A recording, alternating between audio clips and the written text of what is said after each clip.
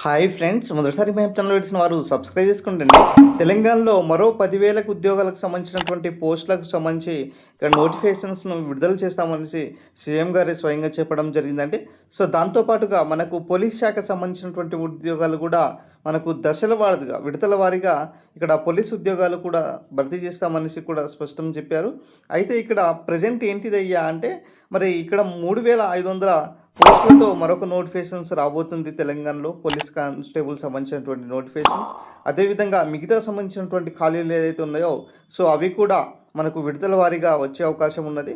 దాంతోపాటుగా వచ్చేసరికి ఇక్కడ 6 నెలలకు ఒకసారి ఉద్యోగాల భర్తీకి మరి ఫేసుల లెక్క దీనికి సంబంధించినటువంటి ఉద్యోగాలను కూడా భర్తీ చేసేందుకు మరి సిద్ధంగా అవుతున్నారు. దాంతోపాటుగా మనకు ఏదైతే దశల వారీగా కాకుండా ఇప్పుడు శాఖల వారీగా సంబంధించినటువంటి ఇప్పుడు పోలీస్ సంబంధించినటువంటి విడతల వారీగా చేస్తున్నారు కదా. నెక్స్ట్ మనకు గ్రూప్స్ ఉద్యోగాలు అయినా సరే సో మిగతా ఉద్యోగాలన్నీ కూడా ఇక్కడ శాఖల వారికి కూడా భర్తీ చేయాలనేసి కూడా ప్రభుత్వం అయితే భావిస్తున్నటువంటి సమాచారం అండి. సో ఈ సంబంధించినటువంటి నోటిఫికేషన్స్ ఏదైతే ఉన్నాయో సో ఇవన్నీ కూడా భర్తీ చేసేందుకు ఇప్పుడు ప్రభుత్వం అయితే సన్నాహాలు చేస్తడం జరుగుతుంది. వాస్తవానికి మరి ఈ ఉద్యోగాలకు సంబంధించినటువంటి నియామకాలు ఏదైతే ఉన్నాయో సో ఇవన్నీ కూడా పారదర్శకంగా ఉండాలి అన్న ఉద్దేశంతో ఏఐ మరియు బ్లాక్ చైన్ టెక్నాలజీ ఈ యొక్క రిక్రూట్మెంట్స్ను మరి ఎలాంటి ఎలాంటి న్యాయ వివాదాలు లేకుండా కూడా చేపట్టాలనేసి కూడా ప్రభుత్వం భావిస్తున్నటువంటి సమాచారం.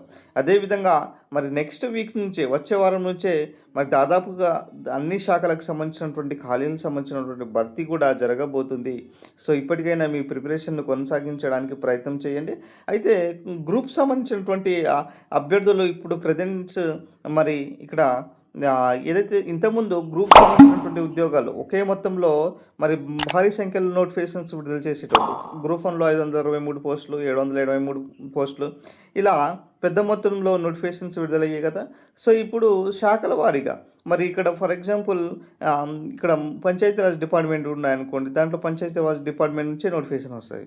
ఇక నెక్స్ట్ ఇంకొక డిపార్ట్మెంట్ ఉందనుకోండి, ఇప్పుడు ఆర్థికంగా అయినా సరే మున్సిపల్ అయినా సరే వేరే వేరే డిపార్ట్మెంట్ నుంచి మరి ఇట్లా విద్యుత్ శాఖ నుంచి అయినా సరే ఇక్కడ ఆ సంబంధించినటువంటి డిపార్ట్మెంట్ నుంచే ఉద్యోగాలు వస్తాయి.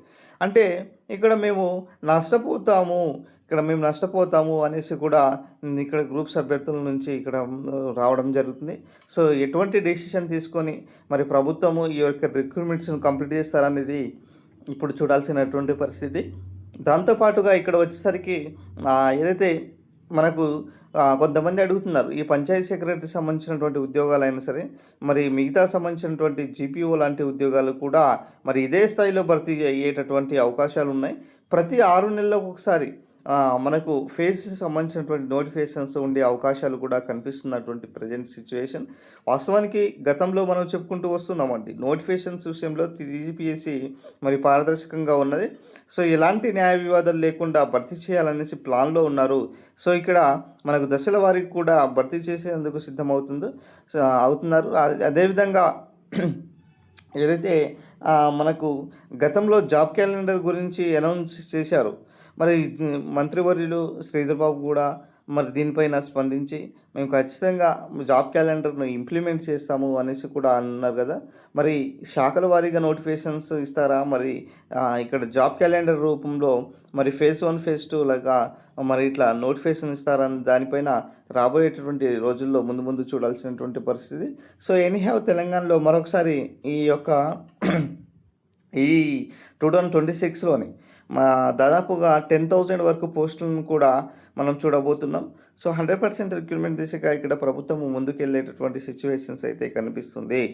సో గతం నుంచే మనం చెప్పుకుంటూ వస్తున్నామండి, నోటిఫికేషన్ విషయంలో టీజీపీఎస్సీ చాలా పారదర్శకంగా ఉన్నది, నోటిఫికేషన్స్ భర్తీ చేయడానికి సిద్ధంగా ఉన్నారు. సో ఇప్పటికైనా మీ ప్రిపరేషన్ను కొనసాగించండి అని. సో ఇప్పుడు ఇదే స్థాయిలో నోటిఫికేషన్స్ జారీ చేసేటటువంటి అవకాశాలు కూడా కనిపిస్తున్నటువంటి సిచ్యువేషన్. సో ఇది ఓవరాల్గా సంబంధించినటువంటి అప్డేట్. వీడియో నచ్చిన లైక్ చేయండి, షేర్ చేయండి, సబ్స్క్రైబ్ చేసుకోండి సార్.